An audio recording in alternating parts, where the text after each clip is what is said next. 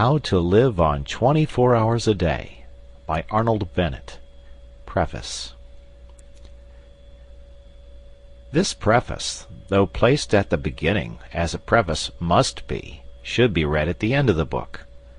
I have received a large amount of correspondence concerning this small work, and many reviews of it, some of them nearly as long as the book itself, have been printed.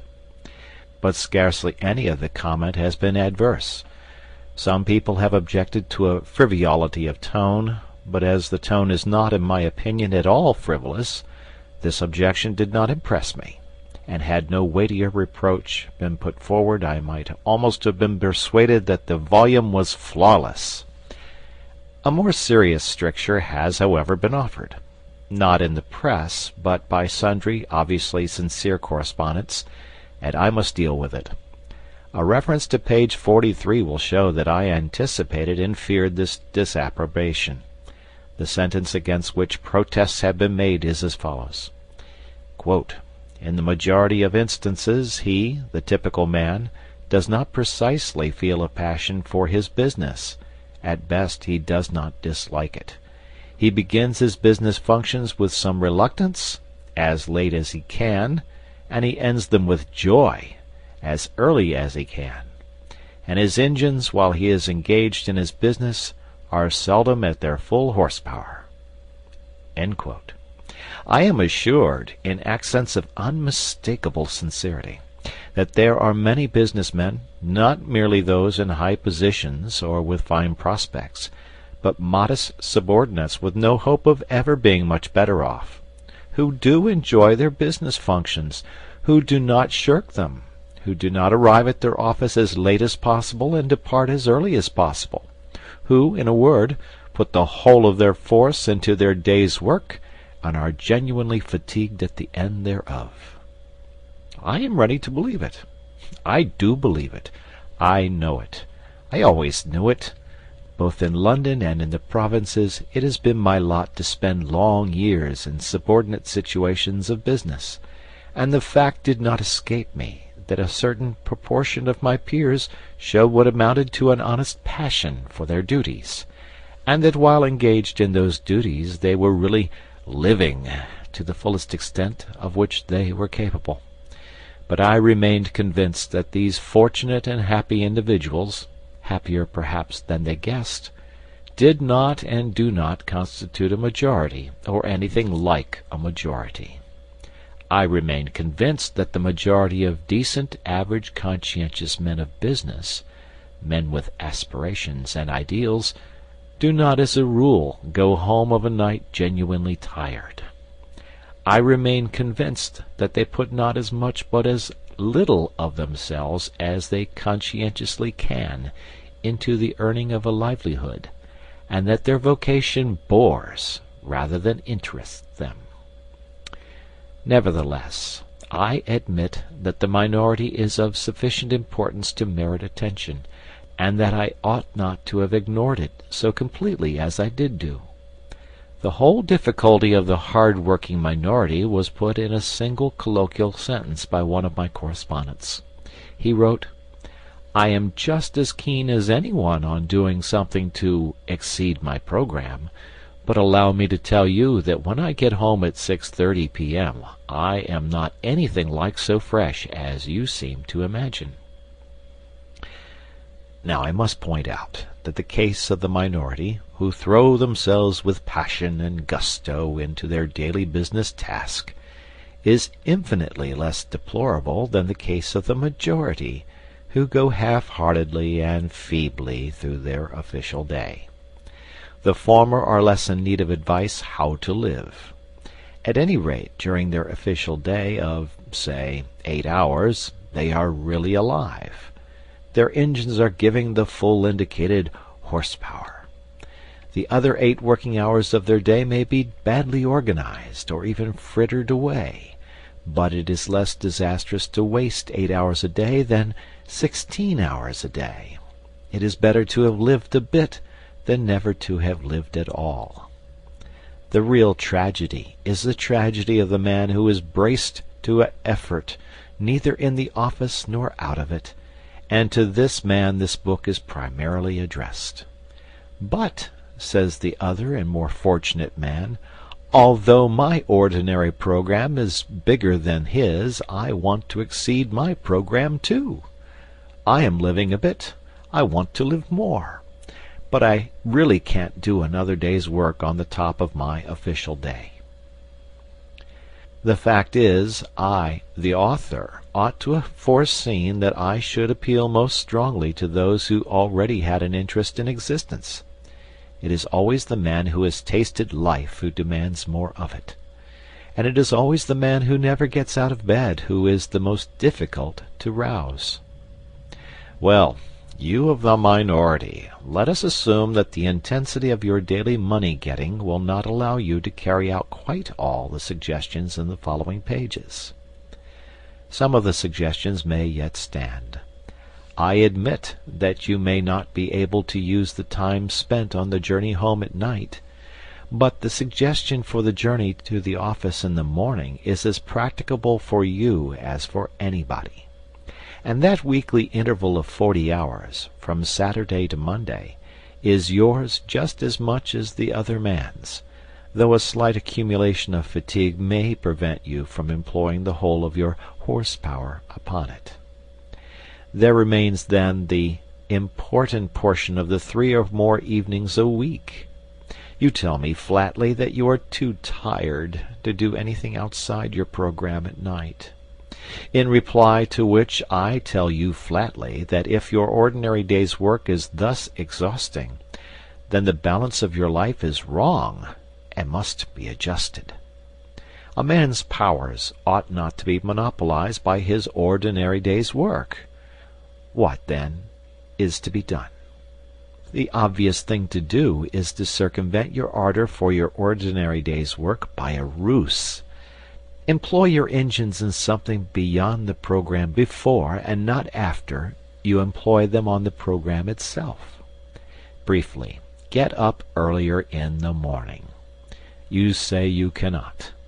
You say it is impossible for you to go earlier to bed of a night. To do so would upset the entire household. I do not think it is quite impossible to go to bed earlier at night. I think that if you persist in rising earlier, and the consequence is insufficiency of sleep, you will soon find a way of going to bed earlier. But my impression is that the consequences of rising earlier will not be an insufficiency of sleep. My impression, growing stronger every year, is that sleep is partly a matter of habit and of slackness. I am convinced that most people sleep as long as they do because they are at a loss for any other diversion. How much sleep do you think is daily obtained by the powerful, healthy man who daily rattles up your street in charge of Carter Patterson's van? I have consulted a doctor on this point. He is a doctor who for 24 years has had a large general practice in a large flourishing suburb of London, inhabited by exactly such people as you and me. He is a curt man, and his answer was curt. Most people sleep themselves stupid. He went on to give his opinion that 9 men out of 10 would have better health and more fun out of life if they spent less time in bed. Other doctors have confirmed this judgment, which, of course, does not apply to growing youths. Rise an hour and a half, or even 2 hours earlier, and, if you must, retire earlier when you can. In the matter of exceeding programs, you will accomplish as much in 1 morning hour as in 2 evening hours. But, you may say, I couldn't begin without some food and servants. Surely, my dear sir, in an age when an excellent spirit lamp, including a saucepan, can be bought for less than a shilling, you are not going to allow your highest welfare to depend upon the precarious immediate cooperation of a fellow creature. Instruct the fellow creature, whoever she may be, at night. Tell her to put a tray in a suitable position overnight. On that tray, 2 biscuits, a cup and saucer, a box of matches and a spirit lamp, On the lamp, the saucepan. On the saucepan, the lid, but turned the wrong way up. On the reversed lid, the small teapot, containing a minute quantity of tea leaves. You will then have to strike a match, that is all. In 3 minutes the water boils, and you pour it into the teapot, which is already warm. In 3 more minutes the tea is infused. You can begin your day while drinking it. These details may seem trivial to the foolish, but to the thoughtful they will not seem trivial. The proper, wise balancing of one's whole life may depend upon the feasibility of a cup of tea at an unusual hour. Signed, Arnold Bennett. End of preface.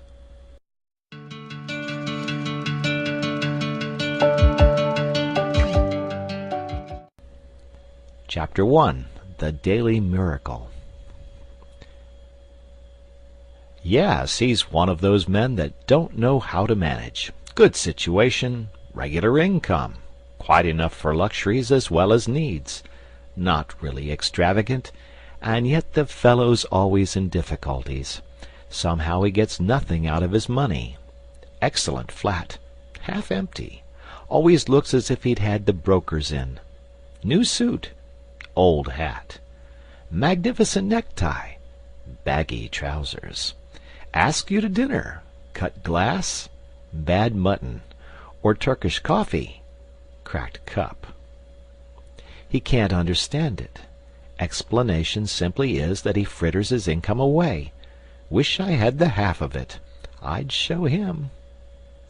So we have most of us criticized at one time or another in our superior way. We are nearly all chancellors of the exchequer. It is the pride of the moment.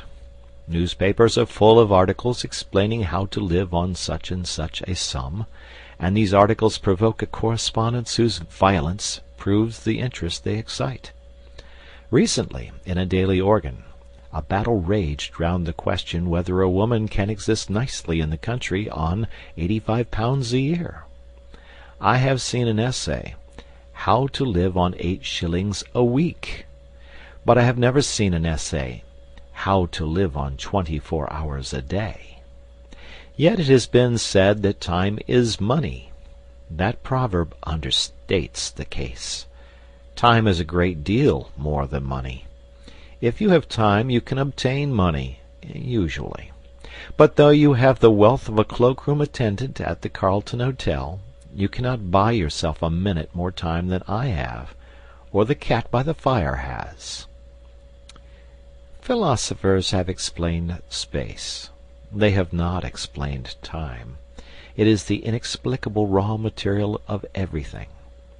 With it, all is possible. Without it, nothing. The supply of time is truly a daily miracle, an affair genuinely astonishing when one examines it.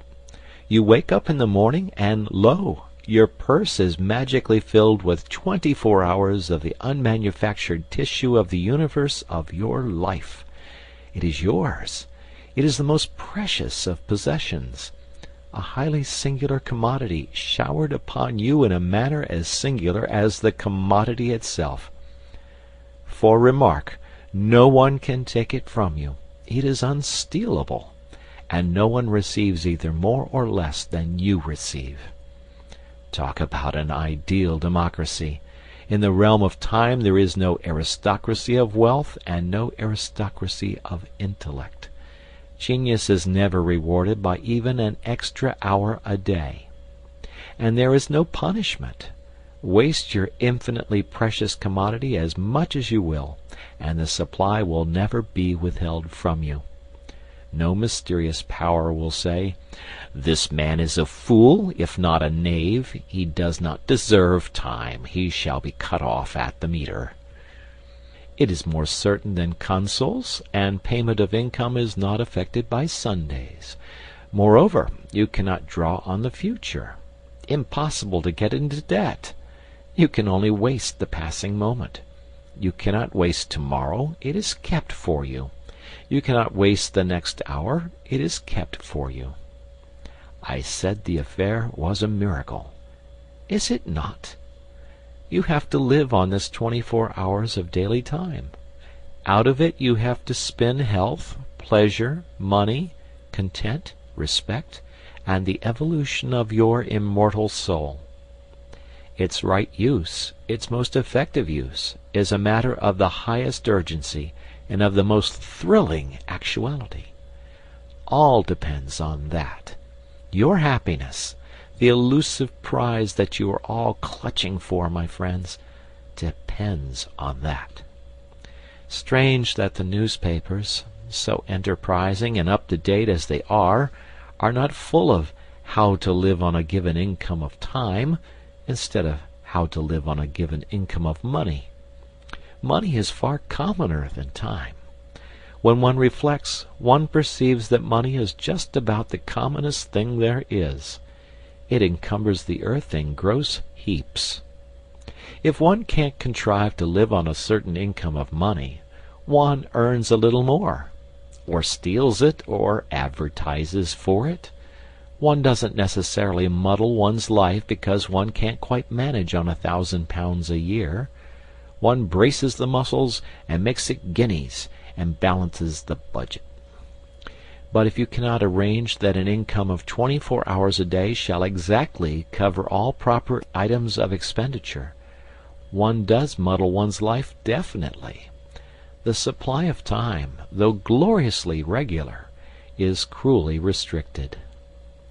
Which of us lives on 24 hours a day? And when I say lives, I do not mean exists, nor muddles through. Which of us is free from that uneasy feeling that the great spending departments of his daily life are not managed as they ought to be? Which of us is quite sure that his fine suit is not surmounted by a shameful hat, or that in attending to the crockery he has forgotten the quality of the food?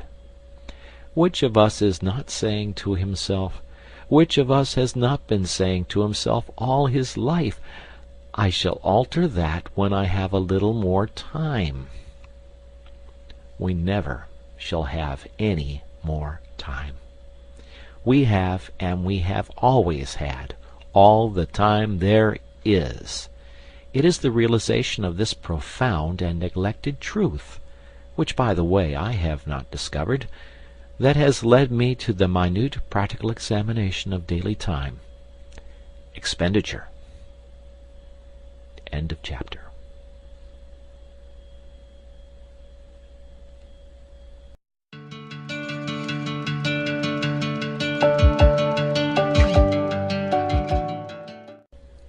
Chapter 2. The desire to exceed one's program. But, someone may remark with the English disregard of everything except the point, what is he driving at with his 24 hours a day? I have no difficulty in living on 24 hours a day. I do all that I want to do, and still find time to go in for newspaper competitions. Surely it is a simple affair, knowing that one has only 24 hours a day, to content oneself with 24 hours a day. To you, my dear sir, I present my excuses and apologies. You are precisely the man that I have been wishing to meet for about 40 years. Will you kindly send me your name and address, and state your charge for telling me how you do it? Instead of me talking to you, you ought to be talking to me. That you exist, I am convinced, and that I have not yet encountered you is my loss. Meanwhile, until you appear, I will continue to chat with my companions in distress, that innumerable band of souls who are haunted, more or less painfully, by the feeling that the years slip by, and slip by, and slip by, and that they have not yet been able to get their lives into proper working order. If we analyze that feeling, we shall perceive it to be primarily one of uneasiness, of expectation, of looking forward, of aspiration. It is a source of constant discomfort, for it behaves like a skeleton at the feast of all our enjoyments. We go to the theatre and laugh. but between the acts it raises a skinny finger at us. We rush violently for the last train, and while we are cooling a long age on the platform waiting for the last train, it promenades its bones up and down by our side and inquires, "O man, what hast thou done with thy youth? What art thou doing with thine age?" You may urge that this feeling of continuous looking forward, of aspiration, is part of life itself, and inseparable from life itself. True. But there are degrees. A man may desire to go to Mecca. His conscience tells him that he ought to go to Mecca. He fares forth, either by the aid of cooks, or unassisted. He may probably never reach Mecca. He may drown before he gets to Port Said. He may perish ingloriously on the coast of the Red Sea. His desire may remain eternally frustrate. Unfulfilled aspiration may always trouble him, but he will not be tormented in the same way as the man who, desiring to reach Mecca, and harried by the desire to reach Mecca, never leaves Brixton. It is something to have left Brixton. Most of us have not left Brixton. We have not even taken a cab to Ludgate Circus and inquired from cooks the price of a conducted tour. And our excuse to ourselves is that there are only 24 hours in the day. If we further analyze our vague, uneasy aspiration, we shall, I think, see that it springs from a fixed idea that we ought to do something in addition to those things which we are loyally and morally obliged to do. We are obliged, by various codes written and unwritten, to maintain ourselves and our families, if any, in health and comfort, to pay our debts, to save, to increase our prosperity by increasing our efficiency. A task sufficiently difficult, a task which very few of us achieve, a task often beyond our skill. Yet, if we succeed in it, as we sometimes do, we are not satisfied. The skeleton is still with us. And even when we realize that the task is beyond our skill, that our powers cannot cope with it, we feel that we should be less discontented if we gave to our powers, already overtaxed, something still further to do. And such is indeed the fact. The wish to accomplish something outside their formal program is common to all men who in the course of evolution have risen past a certain level. Until an effort is made to satisfy that wish, the sense of uneasy waiting for something to start which is not started will remain to disturb the peace of the soul. That wish has been called by many names. It is one form of the universal desire for knowledge, and it is so strong that men whose whole lives have been given to the systematic acquirement of knowledge have been driven by it to overstep the limits of their program, in search of still more knowledge. Even Herbert Spencer, in my opinion the greatest mind that ever lived, was often forced by it into agreeable little backwaters of inquiry. I imagine that in the majority of people who are conscious of the wish to live, that is to say, people who have intellectual curiosity, the aspiration to exceed formal programs takes a literary shape. They would like to embark on a course of reading. Decidedly, the British people are becoming more and more literary. But I would point out that literature by no means comprises the whole field of knowledge, and that the disturbing thirst to improve one's self, to increase one's knowledge, may well be slaked quite apart from literature. With the various ways of slaking it I shall deal later. Here I merely point out to those who have no natural sympathy with literature that literature is not the only well. End of chapter.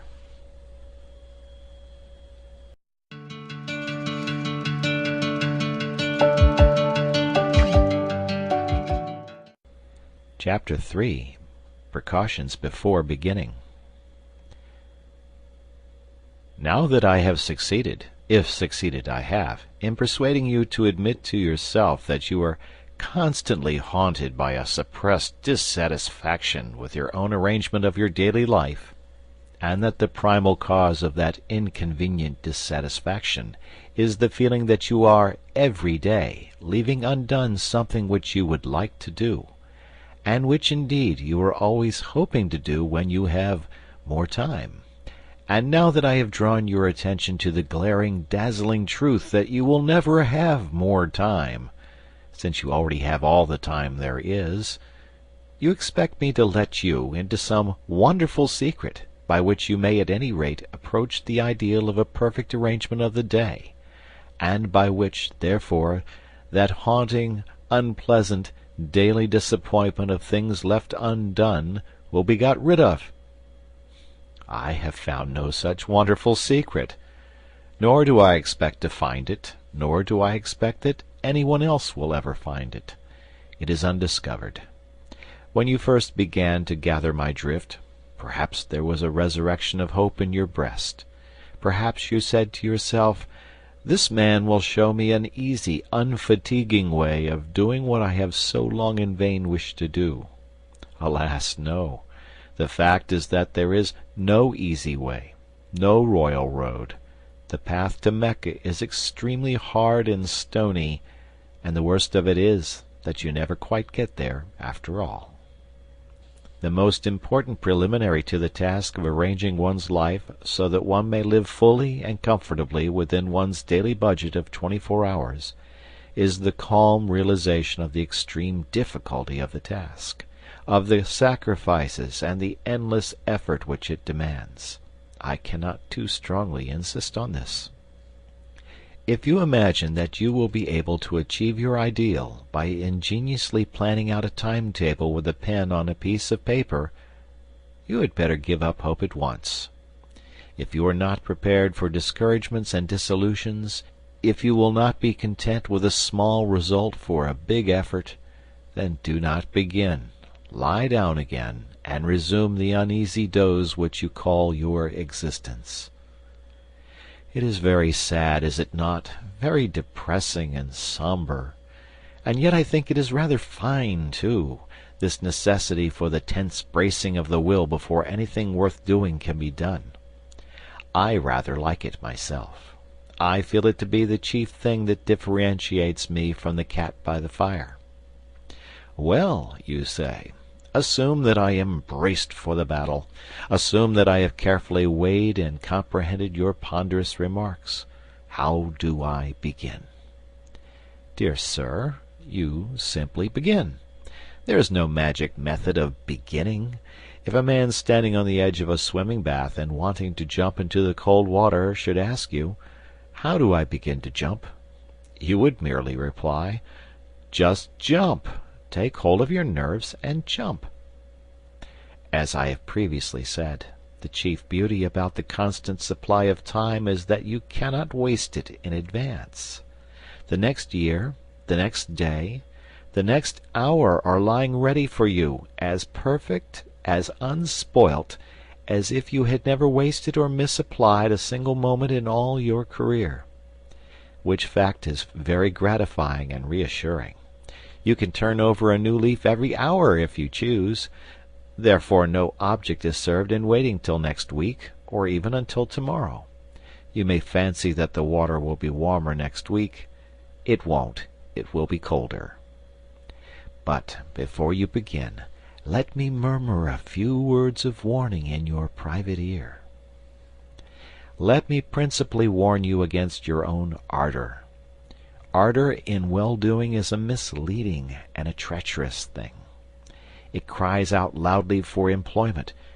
You can't satisfy it at first. It wants more and more. It is eager to move mountains and divert the course of rivers. It isn't content till it perspires. And then, too often, when it feels the perspiration on its brow, it wearies all of a sudden and dies, without even putting itself to the trouble of saying, "I've had enough of this." Beware of undertaking too much at the start. Be content with quite a little. Allow for accidents. Allow for human nature, especially your own. A failure or so in itself would not matter if it did not incur a loss of self-esteem and of self-confidence. But just as nothing succeeds like success, so nothing fails like failure. Most people who are ruined by attempting too much.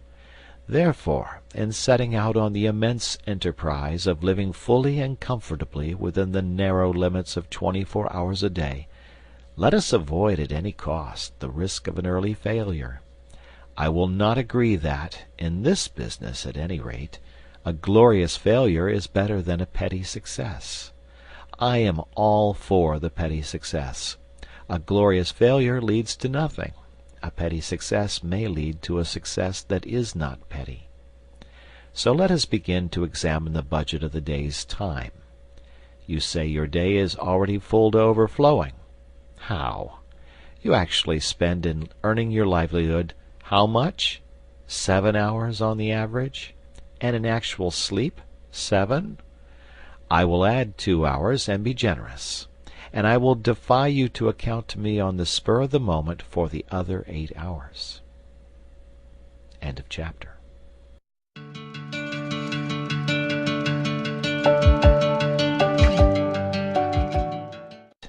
Chapter 4. The Cause of the Troubles. In order to come to grips at once with the question of time expenditure in all its actuality, I must choose an individual case for examination. I can only deal with one case, and that case cannot be the average case, because there is no such case as the average case, just as there is no such man as the average man. Every man and every man's case is special. But if I take the case of a Londoner who works in an office, whose office hours are from 10 to 6, and who spends 50 minutes morning and night in traveling between his house door and his office door, I shall have got as near to the average as facts permit. There are men who have to work longer for a living, but there are others who do not have to work so long. Fortunately, the financial side of existence does not interest us here.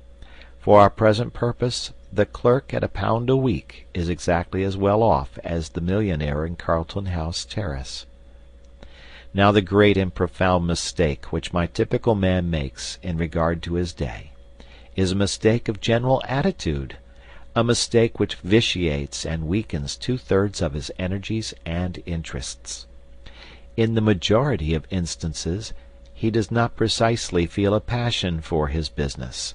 At best, he does not dislike it. He begins his business functions with reluctance, as late as he can, and he ends them with joy, as early as he can. And his engines while he is engaged in his business are seldom at their full horsepower. I know that I shall be accused by angry readers of traducing the city worker, but I am pretty thoroughly acquainted with the city, and I stick to what I say. Yet in spite of all this he persists in looking upon those hours from 10 to 6 as the day, to which the 10 hours preceding them and the 6 hours following them are nothing but a prologue and epilogue. Such an attitude, unconscious though it be, of course kills his interest in the odd 16 hours, with the result that even if he does not waste them, he does not count them, he regards them simply as margin. This general attitude is utterly illogical and unhealthy, since it formally gives the central prominence to a patch of time and a bunch of activities which the man's one idea is to get through and have done with. If a man makes 2/3 of his existence subservient to 1/3, for which admittedly he has no absolutely feverish zest, how can he hope to live fully and completely? He cannot. If my typical man wishes to live fully and completely, he must, in his mind, arrange a day within a day. And this inner day, a Chinese box in a larger Chinese box, must begin at 6 p.m. and end at 10 a.m. It is a day of 16 hours, and during all these 16 hours he has nothing whatever to do but cultivate his body and his soul and his fellow men. During those 16 hours he is free. He is not a wage earner. He is not preoccupied with monetary cares. He is just as good as a man with a private income. This must be his attitude, and his attitude is all important. His success in life, much more important than the amount of estate upon which his executors will have to pay estate duty, depends on it. What? You say that full energy given to those 16 hours will lessen the value of the business 8? Not so. On the contrary, it will assuredly increase the value of the business 8. One of the chief things which my typical man has to learn is that the mental faculties are capable of a continuous hard activity. They do not tire like an arm or a leg. All they want is change, not rest, except in sleep. I shall now examine the typical man's current method of employing the 16 hours that are entirely his, beginning with his uprising. I will merely indicate things which he does and which I think he ought not to do, postponing my suggestions for planting the times when I shall have cleared, as a settler clears spaces in a forest. In justice to him, I must say that he wastes very little time before he leaves the house in the morning at 9:10. In too many houses he gets up at 9, breakfasts between 9:07 and 9:30, and then bolts. But immediately he bangs the front door his mental faculties, which are tireless, become idle. He walks to the station in a condition of mental coma. Arrived there, he usually has to wait for the train. On hundreds of suburban stations every morning you see men calmly strolling up and down platforms, while railway companies unblushingly rob them of time, which is more than money. Hundreds of thousands of hours are thus lost every day, simply because my typical man thinks so little of time that it has never occurred to him to take quite easy precautions against the risk of its loss. He has a solid coin of time to spend every day. Call it a sovereign. He must get change for it, and in getting change he is content to lose heavily. Supposing that in selling him a ticket, the company said, "We will change your sovereign, but we shall charge you 3 halfpence for doing so." What would my typical man exclaim? Yet that is the equivalent of what the company does when it robs him of 5 minutes twice a day. You say I am dealing with minutiae. I am, and later on I will justify myself. Now will you kindly buy your paper and step onto the train? End of chapter.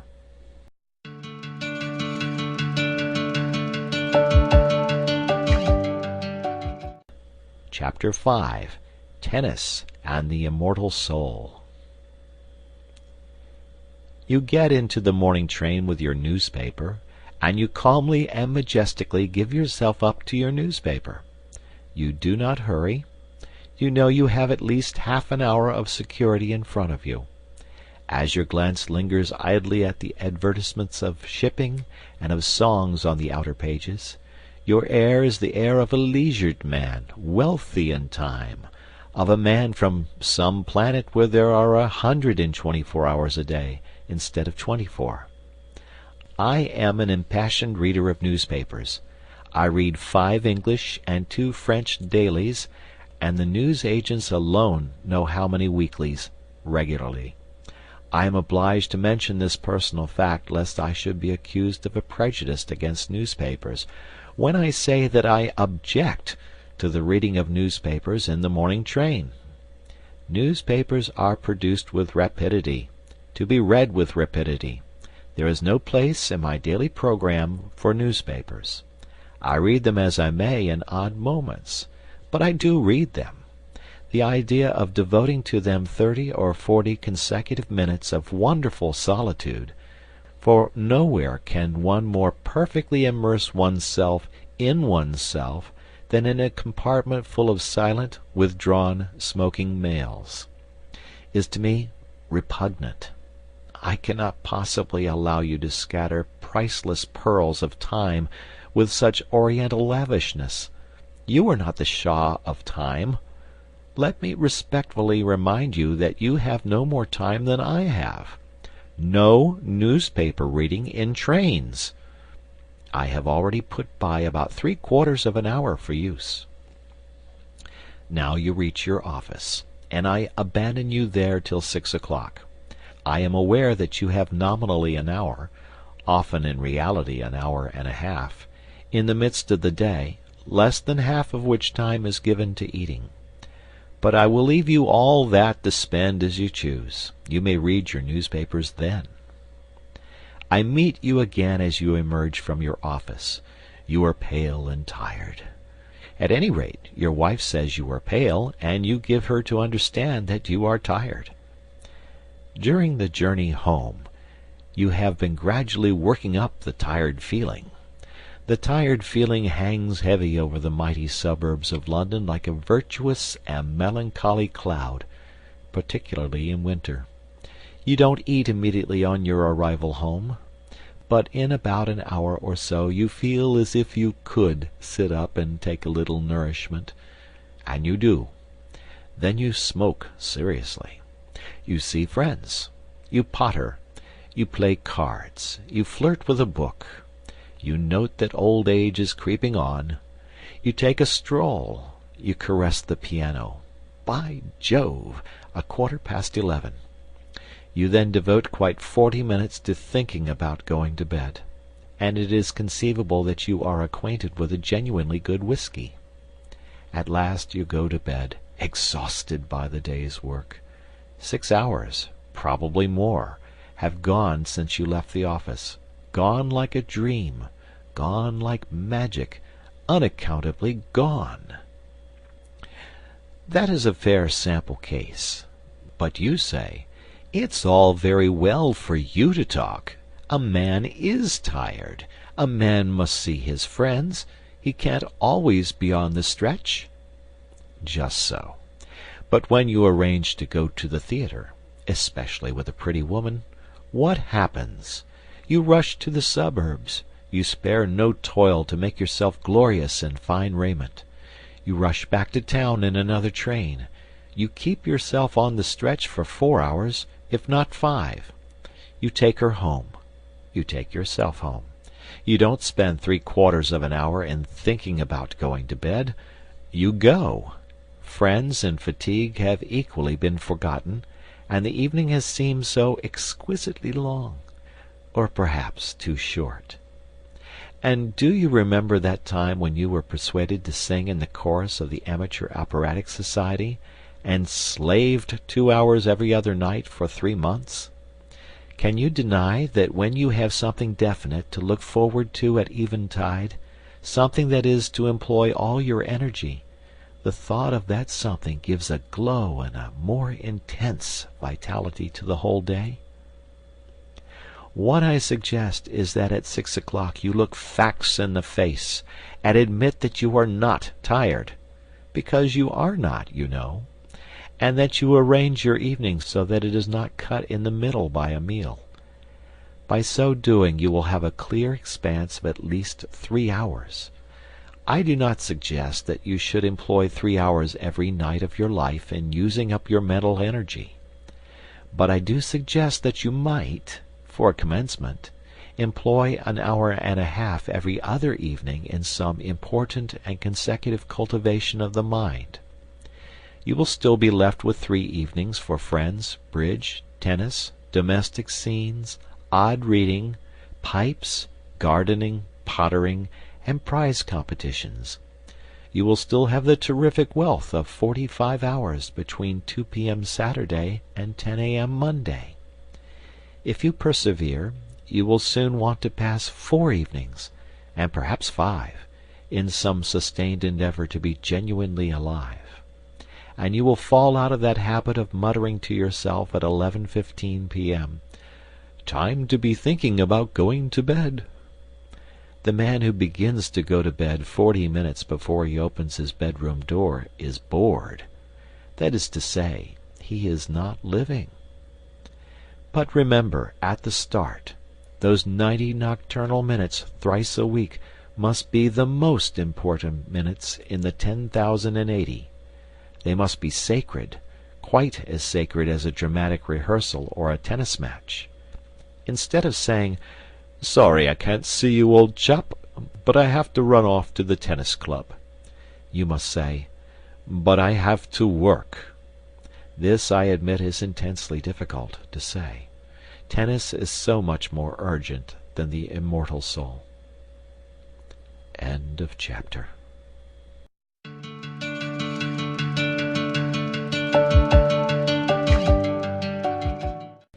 Chapter 6. Remember Human Nature. I have incidentally mentioned the vast expanse of 45 hours between leaving business at 2 p.m. on Saturday and returning to business at 10 a.m. on Monday. And here I must touch on the point whether the week should consist of 6 days or of 7. For many years, in fact, until I was approaching 40, my own week consisted of 7 days. I was constantly being informed by older and wiser people that more work, more genuine living, could be got out of 6 days than out of 7. And it is certainly true that now, with 1 day in 7 in which I follow no program, and make no effort save what the caprice of the moment dictates, I appreciate intensely the moral value of a weekly rest. Nevertheless, had I my life to arrange over again, I would do again as I have done. Only those who have lived at the full stretch 7 days a week for a long time can appreciate the full beauty of a regular recurring idleness. Moreover, I am aging, and it is a question of age. In cases of abounding youth and exceptional energy and desire for effort, I should say unhesitatingly, keep going day in, day out. But in the average case I should say, confine your formal program, super-program I mean, to 6 days a week. If you find yourself wishing to extend it, but only in proportion to your wish, and count the extra time as a windfall, not as regular income, so that you can return to a 6-day program without the sensation of being poorer, of being a backslider. Let us now see where we stand. So far we have marked for saving out of the waste of days half an hour at least on 6 mornings a week, and 1 hour and a half on 3 evenings a week. Total, 7 hours and a half a week. I propose to be content with that 7 hours and a half for the present. What? You cry.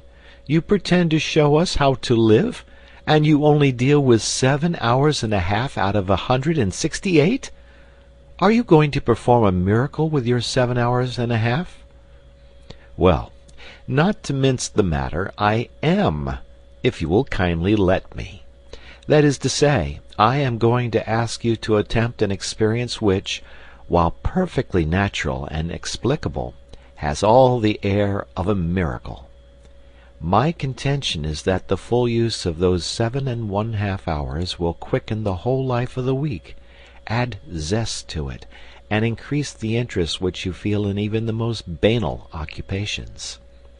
You practice physical exercises for a mere 10 minutes, morning and evening, and yet you are not astonished when your physical health and strength are beneficially affected every hour of the day, and your whole physical outlook changed.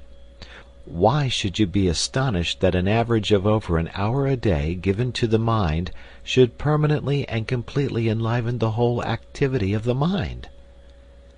More time might assuredly be given to the cultivation of oneself, and in proportion as the time was longer the results would be greater. But I prefer to begin with what looks like a trifling effort. It is not really a trifling effort, as those will discover who have yet to essay it. To clear even 7 hours and a half from the jungle is passably difficult, for some sacrifice has to be made. One may have spent one's time badly, but one did spend it. One did do something with it, however ill-advised that something may have been. To do something else means a change of habits. And habits are the very dickens to change. Further, any change, even a change for the better, is always accompanied by drawbacks and discomforts. If you imagine that you will be able to devote 7 hours and a half a week to serious, continuous effort, and still live your old life, you are mistaken. I repeat that some sacrifice and an immense deal of volition will be necessary. And it is because I know the difficulty, it is because I know the almost disastrous effect of failure in such an enterprise, that I earnestly advise a very humble beginning. You must safeguard your self-respect. Self-respect is at the root of all purposefulness, and a failure in an enterprise deliberately planned deals a desperate wound at one's self-respect. Hence I iterate and reiterate, start quietly, unostentatiously. When you have conscientiously given 7 hours and a half a week to the cultivation of your vitality for 3 months, then you may begin to sing louder and tell yourself what wondrous things you are capable of doing. Before coming to the method of using the indicated hours, I have one final suggestion to make. That is, as regards the evenings, to allow much more than an hour and a half in which to do the work of an hour and a half. Remember the chance of accidents. Remember human nature. And give yourself, say, from 9 to 11:30 for your task of 90 minutes. End of chapter.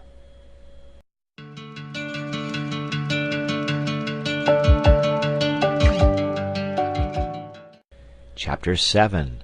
Controlling the Mind. People say, one can't help one's thoughts. But one can. The control of the thinking machine is perfectly possible. And since nothing whatever happens to us outside our own brain, since nothing hurts us or gives us pleasure except within the brain, the supreme importance of being able to control what goes on in that mysterious brain is patent. This idea is one of the oldest platitudes, but it is a platitude whose profound truth and urgency most people live and die without realizing. People complain of the lack of power to concentrate, not witting that they may acquire the power if they choose. And without the power to concentrate, that is to say, without the power to dictate to the brain its task, and to ensure obedience, true life is impossible. Mind control is the first element of a full existence. Hence, it seems to me, the first business of the day should be to put the mind through its paces. You look after your body, inside and out. You run grave danger in hacking hairs off your skin. You employ a whole army of individuals, from the milkman to the pig killer, to enable you to bribe your stomach into decent behavior. Why not devote a little attention to the far more delicate machinery of the mind, especially as you will require no extraneous aid? It is for this portion of the art and craft of living that I have reserved the time from the moment of quitting your door to the moment of arriving at your office. What? I am to cultivate my mind in the street? On the platform? In the train? And in the crowded street again? Precisely. Nothing simpler. No tools required. Not even a book. Nevertheless, the affair is not easy.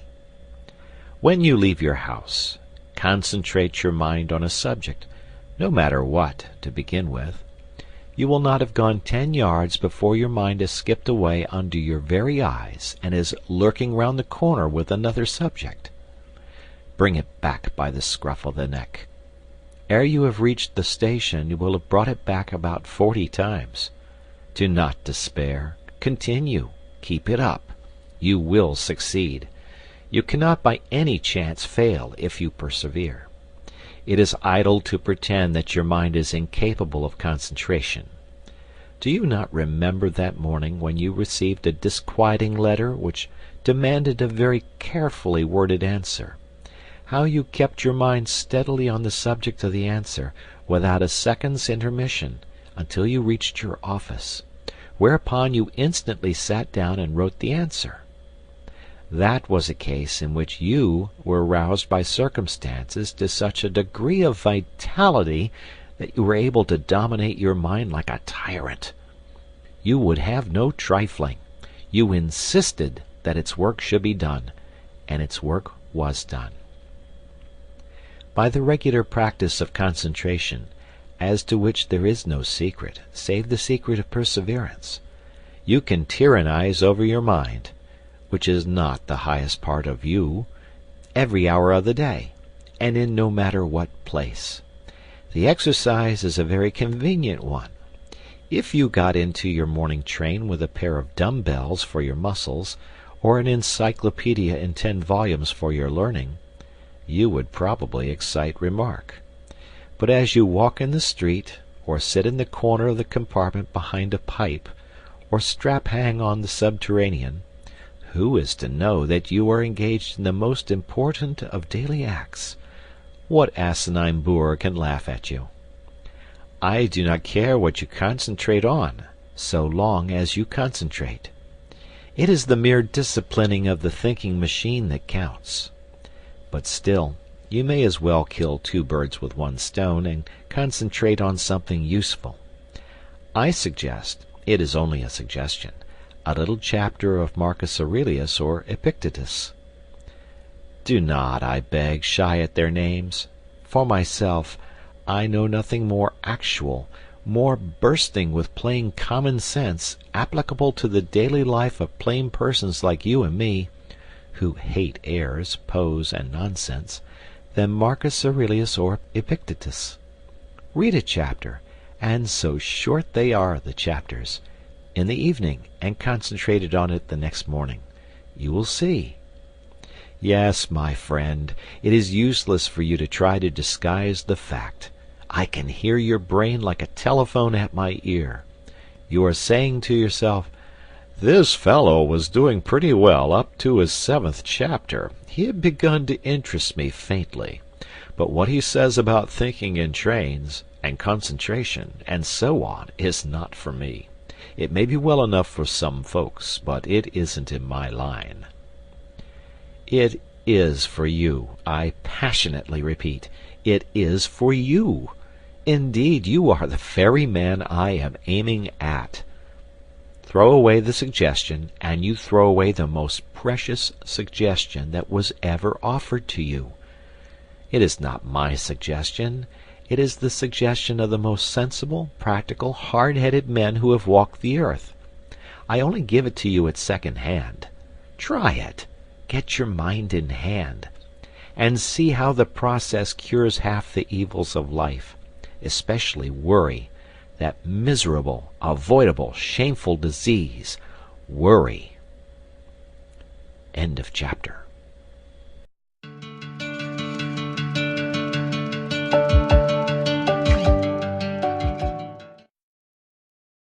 Chapter 8. The Reflective Mood. The exercise of concentrating the mind, to which at least half an hour a day should be given, is a mere preliminary, like scales on the piano. Having acquired power over that most unruly member of one's complex organism, one has naturally to put it to the yoke. Useless to possess an obedient mind unless one profits to the furthest possible degree by its obedience. A prolonged primary course of study is indicated. Now, as to what this course of study should be, cannot be any question. There never has been any question. All the sensible people of all ages are agreed upon it. And it is not literature, nor is it any other art, nor is it history, nor is it any science. It is the study of one's self. Man, know thyself. These words are so hackneyed that verily I blush to write them. Yet they must be written, for they need to be written. I take back my blush, being ashamed of it. Man, Know thyself. I say it out loud. The phrase is one of those phrases with which everyone is familiar, of which everyone acknowledges the value, and which only the most sagacious put into practice. I don't know why. I am entirely convinced that what is more than anything else lacking in the life of the average well-intentioned man of today is the reflective mood. We do not reflect. I mean that we do not reflect upon genuinely important things, upon the problem of our happiness, upon the main direction in which we are going, upon what life is giving to us, upon the share which reason has, or has not, in determining our actions, and upon the relation between our principles and our conduct. And yet you are in search of happiness, are you not? Have you discovered it? The chances are that you have not. The chances are that you have already come to believe that happiness is unattainable. But men have attained it, and they have attained it by realizing that happiness does not spring from the procuring of physical or mental pleasure, but from the development of reason and the adjustment of conduct to principles. I suppose that you will not have the audacity to deny this, and if you admit it, and still devote no part of your day to the deliberate consideration of your reason, principles, and conduct, you admit also that while striving for a certain thing you are regularly leaving undone the one act which is necessary to the attainment of that thing. Now, shall I blush, or will you? Do not fear that I mean to thrust certain principles upon your attention. I care not, in this place, what your principles are. Your principles may induce you to believe in the righteousness of burglary. I don't mind. All I urge is that a life in which conduct does not fairly well accord with principles is a silly life, and that conduct can only be made to accord with principles by means of daily examination, reflection, and resolution. What leads to the permanent sorrowfulness of burglars is that their principles are contrary to burglary. If they genuinely believed in the moral excellence of burglary, penal servitude would simply mean so many happy years for them. All martyrs are happy because their conduct and their principles agree. As for reason, which makes conduct and is not unconnected with the making of principles, it plays a far smaller part in our lives than we fancy. We are supposed to be reasonable, but we are much more instinctive than reasonable, and the less we reflect, the less reasonable we shall be. The next time you get cross with the waiter because your steak is overcooked, ask reason to step into the cabinet room of your mind and consult her. She will probably tell you that the waiter did not cook the steak, and had no control over the cooking of the steak, and that even if he alone was to blame, you accomplished nothing good by getting cross. You merely lost your dignity, looked a fool in the eyes of sensible men, and soured the waiter, while producing no effect whatever on the steak. The result of this consultation with reason, for which she makes no charge, will be that when once more your steak is overcooked you will treat the waiter as a fellow creature, remain quite calm in a kindly spirit, and politely insist on having a fresh steak. The gain will be obvious and solid. In the formation or modification of principles, and the practice of conduct, much help can be derived from printed books, issued at 6d. each and upwards. I mentioned in my last chapter Marcus Aurelius and Epictetus. Certain even more widely known works will occur at once to the memory. I may also mention Pascal, La Bruyère, and Emerson. For myself, you do not catch me traveling without my Marcus Aurelius. Yes, books are valuable, but not reading of books will take the place of a daily, candid, honest examination of what one has recently done, and what one is about to do, of a steady looking at one's self in the face, disconcerting though the sight may be. When shall this important business be accomplished? The solitude of the evening journey home appears to me to be suitable for it. A reflective mood naturally follows the exertion of having earned the day's living.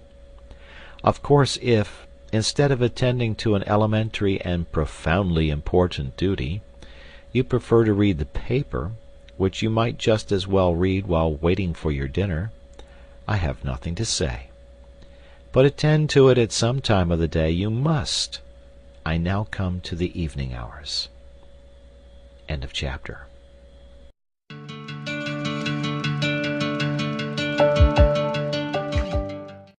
Chapter 9.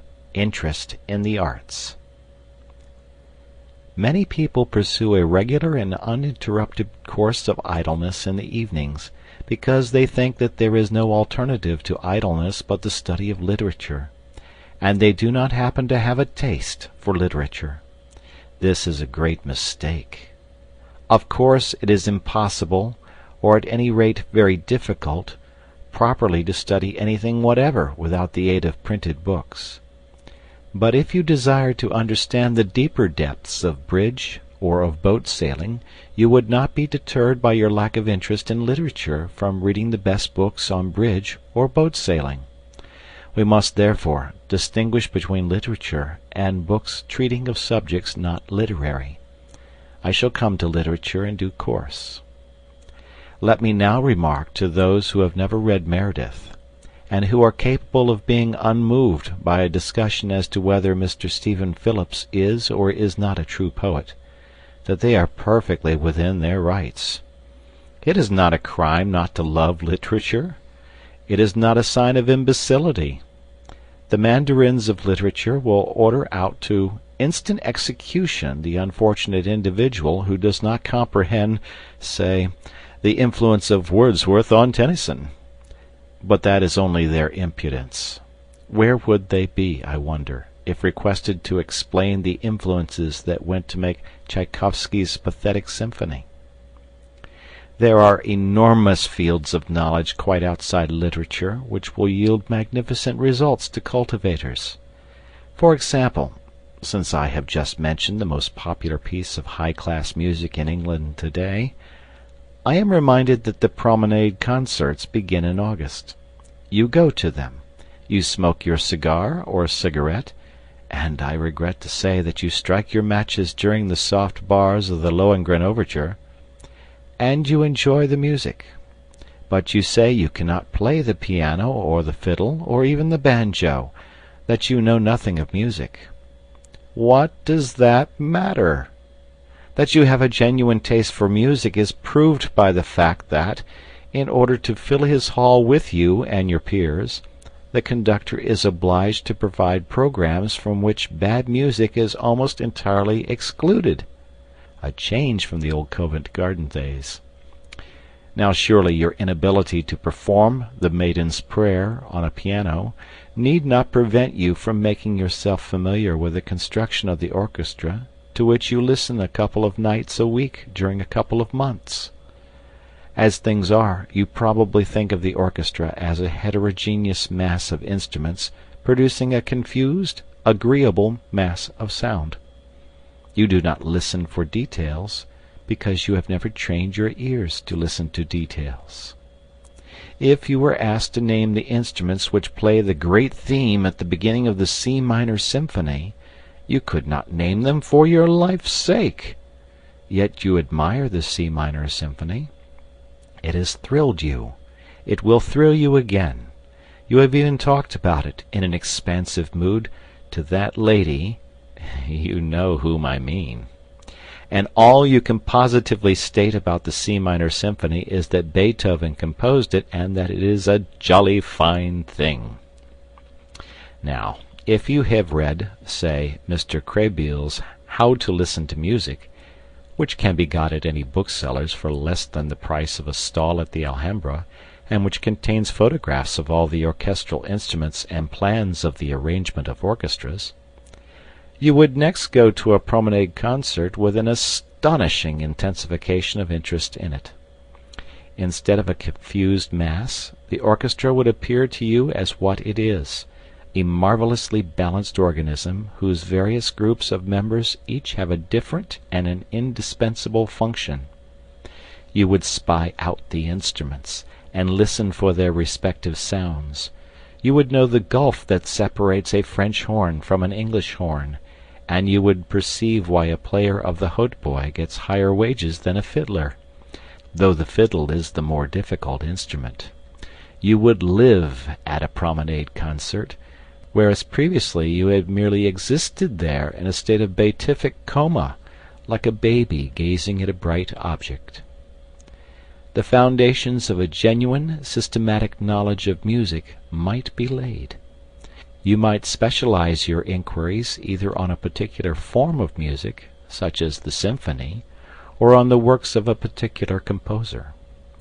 At the end of a year of 48 weeks of 3 brief evenings each, combined with the study of programs, and attendances at concerts chosen out of your increasing knowledge, you would really know something about music, even though you were as far off as ever from jangling the Maiden's Prayer on the piano. "But I hate music," you say. My dear sir, I respect you. What applies to music applies to the other arts. I might mention Mr. Claremont Witt's How to Look at Pictures, or Mr. Russell Sturgis's How to Judge Architecture, as beginnings, mere beginnings, of systematic vitalizing knowledge in other arts, the materials for whose study abound in London. "I hate all the arts," you say. My dear sir, I respect you more and more. I will deal with your case next, before coming to literature. End of chapter.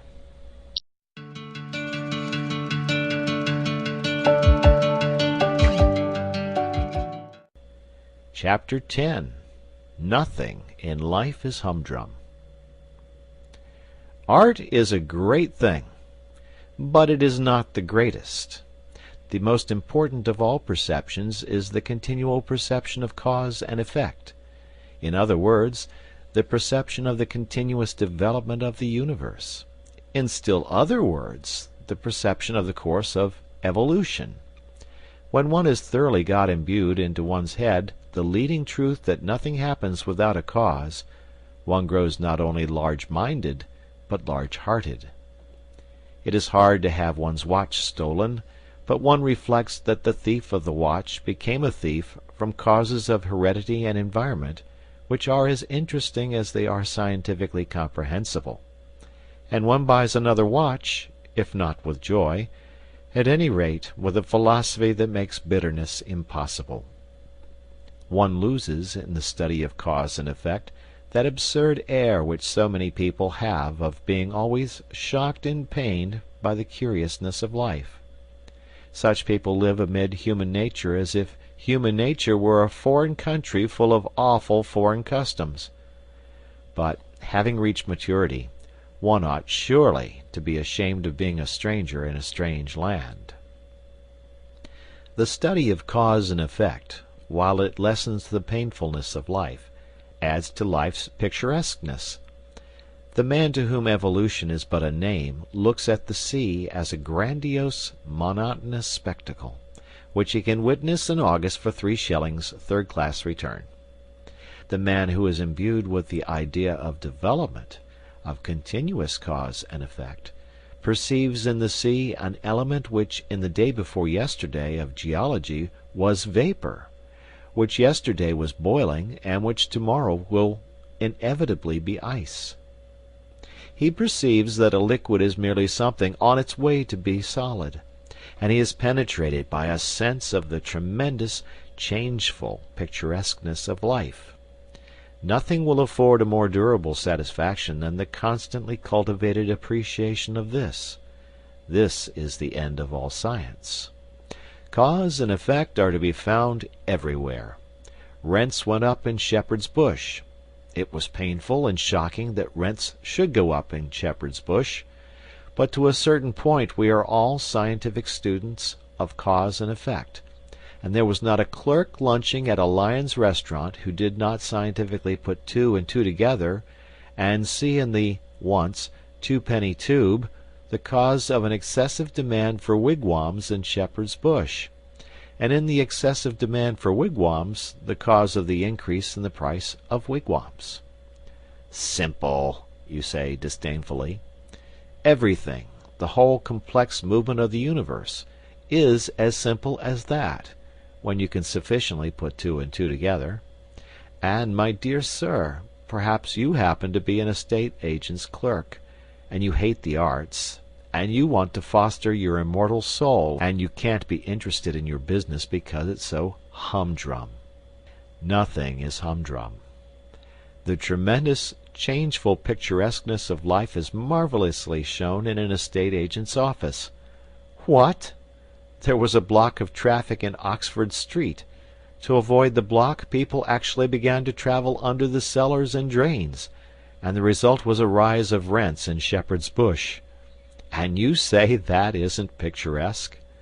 Suppose you were to study, in this spirit, the property question in London for an hour and a half every other evening. Would it not give zest to your business, and transform your whole life? You would arrive at more difficult problems, and you would be able to tell us why, as the natural result of cause and effect, the longest straight street in London is about a yard and a half in length, while the longest absolutely straight street in Paris extends for miles. I think you will admit that in an estate agent's clerk I have not chosen an example that specially favors my theories. You are a bank clerk, and you have not read that breathless romance, disguised as a scientific study, Walter Bagehot's Lombard Street? Ah, my dear sir, if you had begun with that, and followed it up for 90 minutes every other evening, how enthralling your business would be to you, and how much more clearly you would understand human nature. You are penned in town, but you love excursions in the country and the observation of wild life. Certainly a heart-enlarging diversion.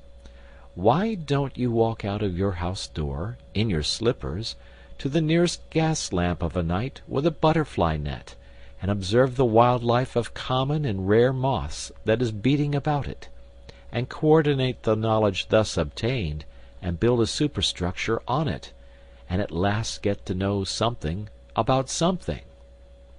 You need not be devoted to the arts, not to literature, in order to live fully. The whole field of daily habit and scene is waiting to satisfy that curiosity which means life, and the satisfaction of which means an understanding heart. I promised to deal with your case, O man who hates art and literature, and I have dealt with it. I now come to the case of the person, happily very common, who does like reading. End of chapter.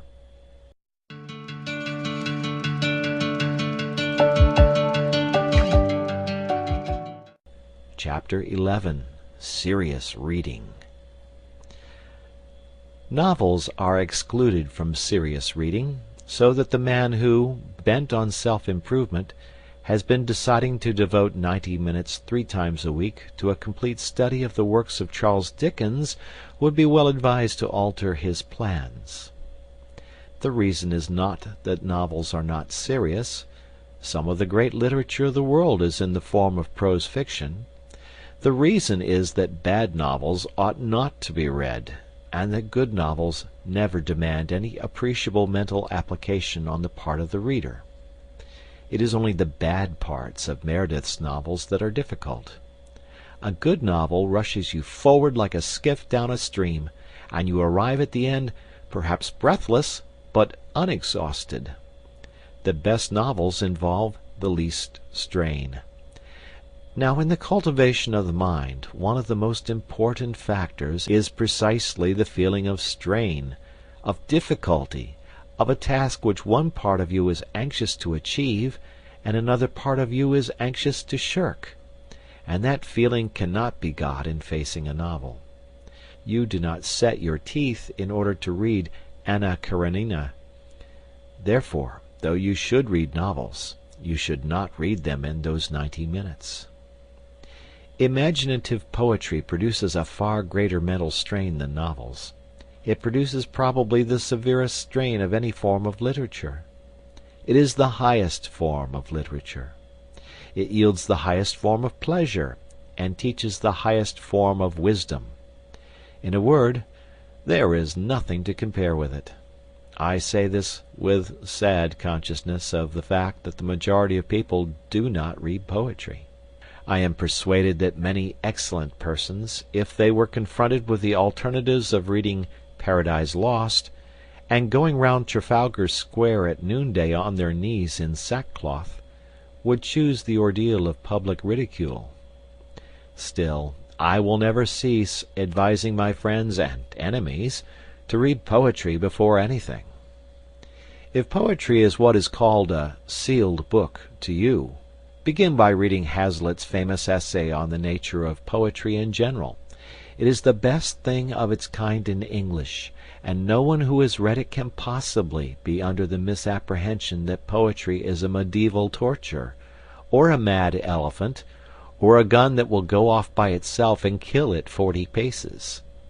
Indeed, it is difficult to imagine the mental state of the man who, after reading Hazlitt's essay, is not urgently desirous of reading some poetry before his next meal. If the essay so inspires you, I would suggest that you make a commencement with purely narrative poetry. There is an infinitely finer English novel, written by a woman, than anything by George Eliot or the Brontes, or even Jane Austen, which perhaps you have not read. Its title is Aurora Leigh, and its author E.B. Browning. It happens to be written in verse, and to contain a considerable amount of genuinely fine poetry. Decide to read that book through, even if you die for it. Forget that it is fine poetry, read it simply for the story and the social ideas. And when you have done, ask yourself honestly whether you still dislike poetry. I have known more than one person to whom Aurora Leigh has been the means of proving that, in assuming they hated poetry, they were entirely mistaken.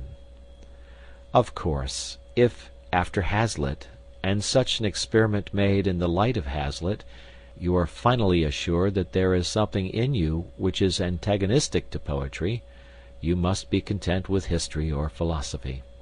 I shall regret it, yet not inconsolably. The Decline and Fall is not to be named in the same day with Paradise Lost, but it is a vastly pretty thing, and Herbert Spencer's First Principles simply laughs at the claims of poetry and refuses to be accepted as aught but the most majestic product of any human mind.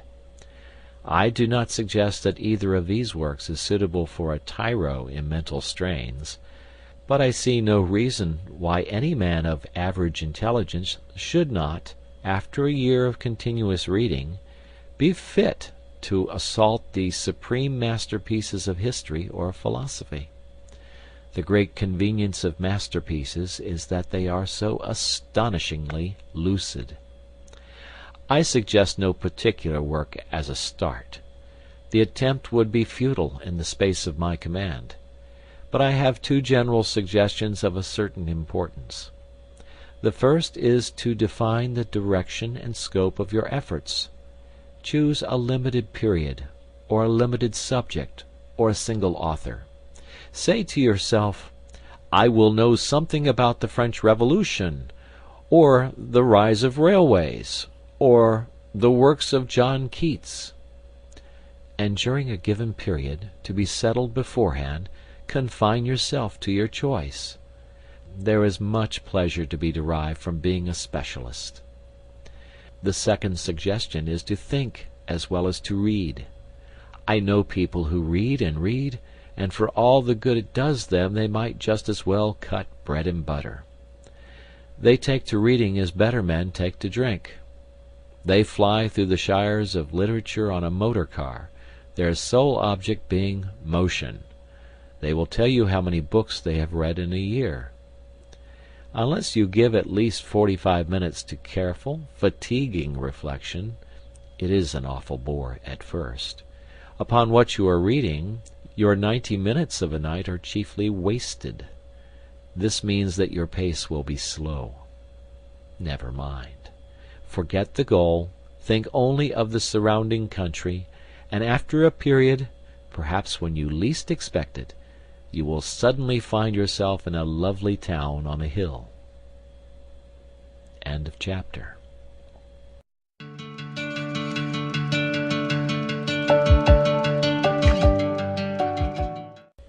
Chapter 12. Dangers to Avoid. I cannot terminate these hints, often, I fear, too didactic and abrupt, upon the full use of one's time to the great end of living, as distinguished from vegetating, without briefly referring to certain dangers which lie in wait for the sincere aspirant towards life.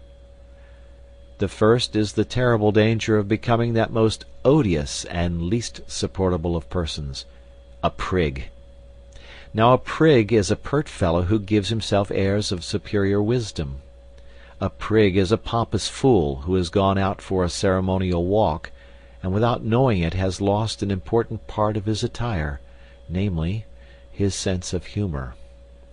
A prig is a tedious individual who, having made a discovery, is so impressed by his discovery that he is capable of being gravely displeased because the entire world is not also impressed by it. Unconsciously to become a prig is an easy and a fatal thing. Hence, when one sets forth on the enterprise of using all one's time, it is just as well to remember that one's own time, and not other people's time, is the material with which one has to deal. That the earth rolled on pretty comfortably before one began to balance a budget of the hours, and that it will continue to roll on pretty comfortably whether or not one succeeds in one's new role of Chancellor of the Exchequer of Time. It is as well not to chatter too much about what one is doing, and not to betray a too pained sadness at the spectacle of a whole world deliberately wasting so many hours out of every day, and therefore never really living. It will be found ultimately that in taking care of one's self, one has quite all one can do. Another danger is the danger of being tied to a program like a slave to a chariot. One's program must not be allowed to run away with one. It must be respected, but it must not be worshipped as a fetish. A program of daily employ is not a religion. This seems obvious. Yet I know men whose lives are a burden to themselves and a distressing burden to their relatives and friends, simply because they have failed to appreciate the obvious. "Oh, no!" I have heard the martyred wife exclaim. "Arthur always takes the dog out for exercise at 8 o'clock, and he always begins to read at 8:45. So it's quite out of the question that we should," etc., etc. And the note of absolute finality in that plaintive voice reveals the unsuspected and ridiculous tragedy of a career. On the other hand, a program is a program, and unless it is treated with deference, it ceases to be anything but a poor joke.